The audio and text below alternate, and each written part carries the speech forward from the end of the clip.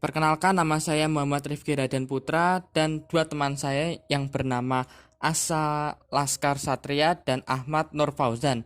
Kami di sini akan mempresentasikan tentang observasi bentuk kependidikan kebencanaan.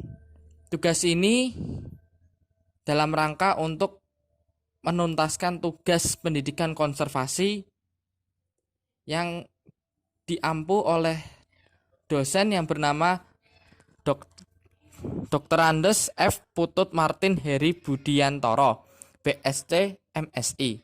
Silakan disimak. A. Pengertian kependidikan kebencanaan.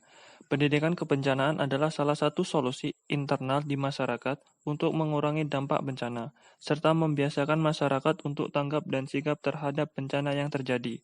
Pendidikan kebencanaan bermacam-macam bentuknya, dimulai dari penanggulangan bencana berbasis masyarakat, pendidikan kebencanaan untuk menuju masyarakat sadar bencana, serta kearifan lokal masyarakat dalam menangani bencana. Dan pendidikan kebencanaan untuk menuju masyarakat sadar bencana adalah metode atau pendekatan dengan pemahaman konsep-konsep yang berkaitan dengan kebencanaan dalam rangka mengembangkan pengertian dan kesadaran yang diperlukan untuk mengambil sikap dalam melakukan adaptasi kehidupan di daerah rawan bencana. Bentuk kependidikan kebencanaan. Berdasarkan yang diulaskan sebelumnya bahwa pendidikan kebencanaan itu merupakan suatu hal yang penting, di mana untuk memberikan edukasi tentang mitigasi bencana. Untuk itu kita menggunakan contoh bencana non alam, yaitu bencana virus yang sedang marak di dunia ini, yaitu pandemik COVID-19. Dengan adanya pandemik membuat masyarakat di sekitar kami harus melakukan kegiatan work from home. Dan itu lebih parahnya lagi ketika masyarakat kami pekerjaannya informal, di mana pekerja lapangan lapangannya di situ. Dengan adanya pandemik membuat pekerjaan mereka harus terhenti atau alias dirumahkan. Nah, dengan adanya ini maka bentuk kependidikan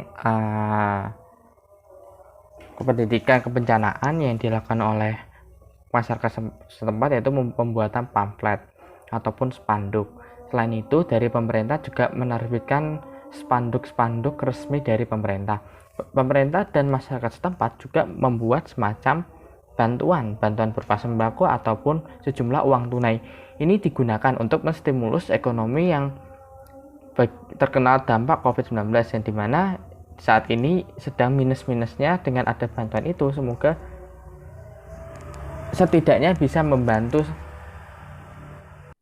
Kesimpulannya, implementasi kependidikan tentang kebencanaan merupakan suatu hal yang penting dan harus diterapkan kepada seluruh masyarakat.